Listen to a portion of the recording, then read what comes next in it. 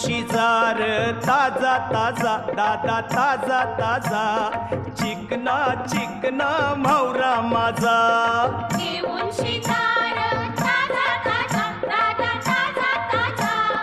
चिकना चिकना म्हावरा माझा घेऊन शिजार ताजा ताजा दादा ताजा ताजा चिकना चिकना म्हावरा माझा घेऊन शिजार ताजा ताजा दादा ताजा ताजा चिकना चिकना म्हावरा माझा